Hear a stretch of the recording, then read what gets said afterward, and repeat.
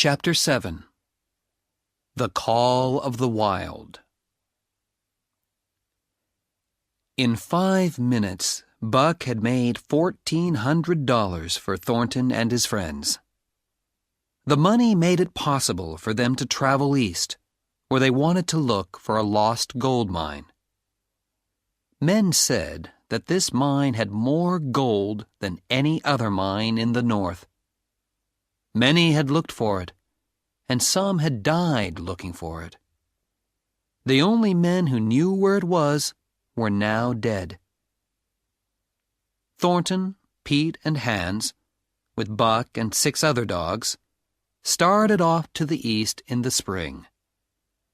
They traveled up the Stewart River and crossed the Mackenzie Mountains. They did not move quickly. The weather was good, and the men shot animals for food when they needed it. Sometimes they traveled for a week, and sometimes they stopped for a week and searched for gold in the ground. Sometimes they were hungry, and sometimes they had lots of food. They spent all the summer in the mountains, carrying everything they needed on their backs, sometimes making boats to go down rivers or across lakes. In the autumn, they came to a strange, flat country with many lakes. They traveled on through the winter and met nobody. But once they found an old wooden house with an old gun in it. When the spring came, they found not the lost mine, but a lake in a wide valley. Through the shallow water, the gold showed like yellow butter. And here their search ended. There was gold worth thousands of dollars in the lake, and they worked every day, filling bag after bag with gold. The dogs had nothing to do except watch the men and eat the food which the men shot for them. Buck spent many evenings sitting by the fire. As he sat, he saw again his dream world, where the strange hairy man sat next to him. He also heard something calling him into the forest. Sometimes, in the middle of the day, he lifted his head and listened, and then ran off into the forest. One night he woke up and heard the call again, a long howl. He ran into the forest, following the sound, and came to an open place in the trees. And there, his nose pointing to the sky, sat a wolf.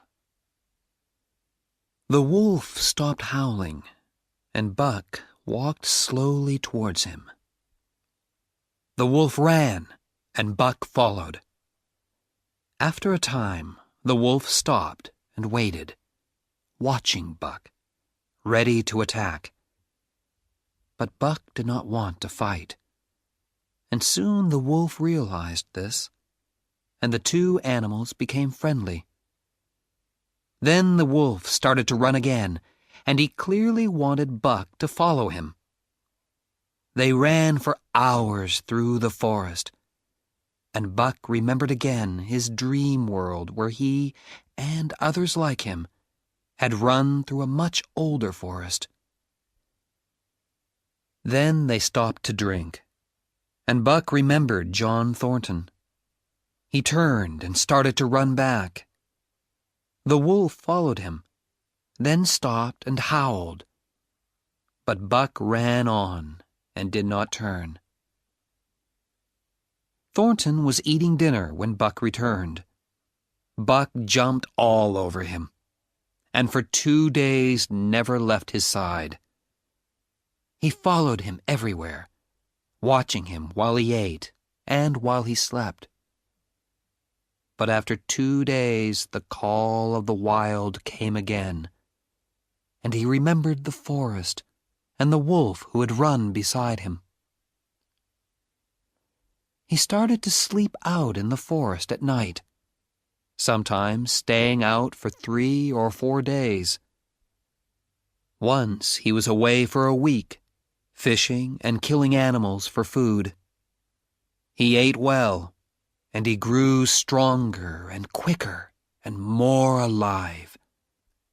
His golden brown coat shone with health as he ran through the forest, learning its every secret, every smell, and every sound.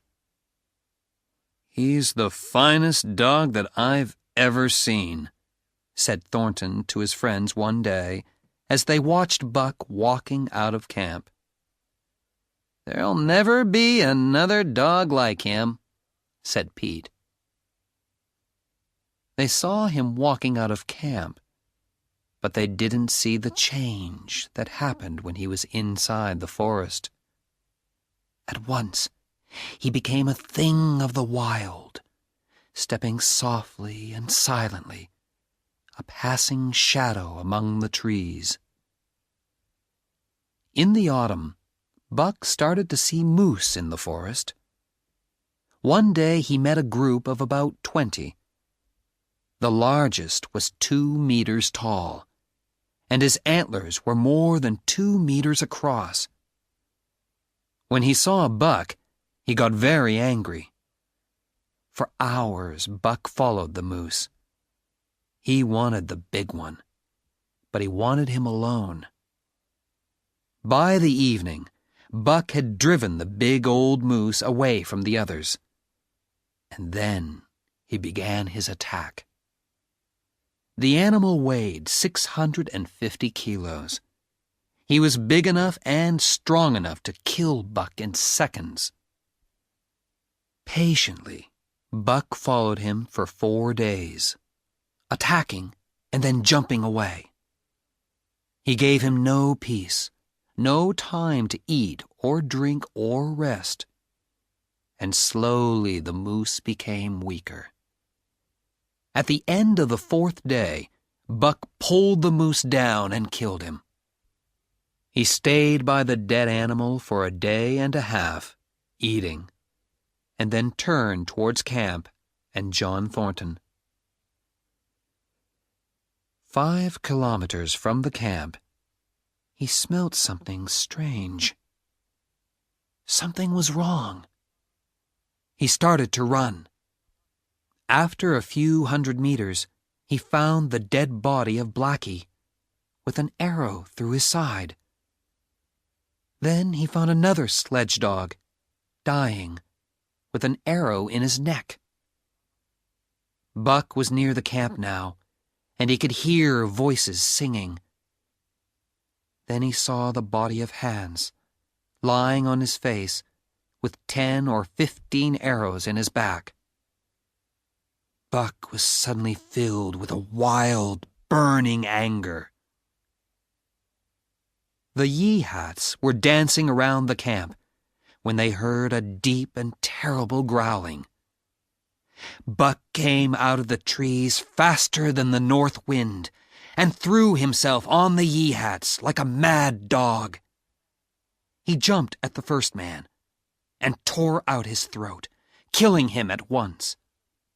He jumped onto a second, then a third man, going each time for the throat.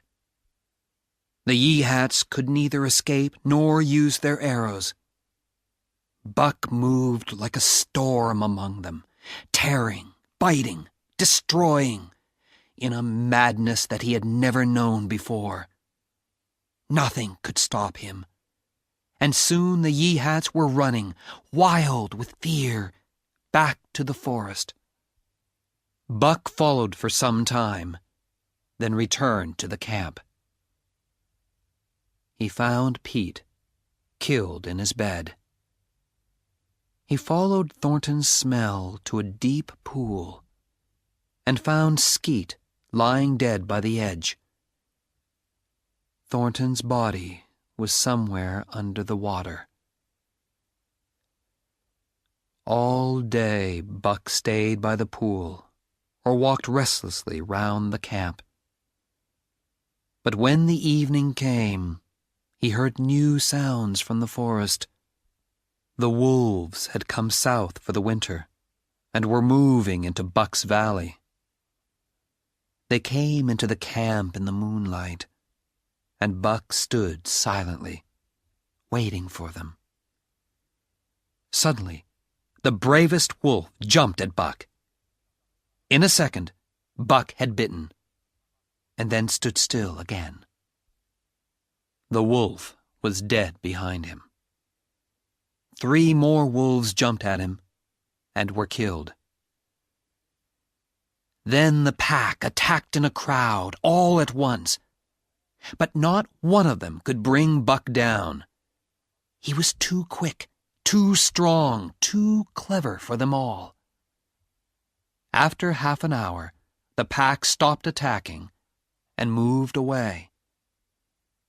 Then one wolf moved forward slowly, in a friendly way.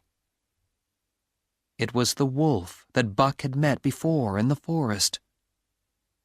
They touched noses. Then another wolf came forward to make friends, and another. Soon the pack was all around Buck, and the call of the wild was loud in Buck's ears. And when the wolves moved on, back into the forest, Buck ran with them, side by side. That is perhaps the end of Buck's story. But after a few years, the Yeehats noticed that some of the wolves had golden brown in their gray coats. They also talked of a ghost dog that ran at the head of the pack. And sometimes men were found dead, killed by the teeth of a terrible animal. And each autumn, when the Yeehats follow the moose, there is one valley that they will not go into. In the summers, there is one visitor to that valley, a large golden-brown wolf, larger than any other wolf. He walks alone round the lake where the yellow gold shines in the water and howls. But he is not always alone. In the long winter nights, he runs at the head of the wolf pack through the moonlight, calling into the night with them, singing a song from a younger world.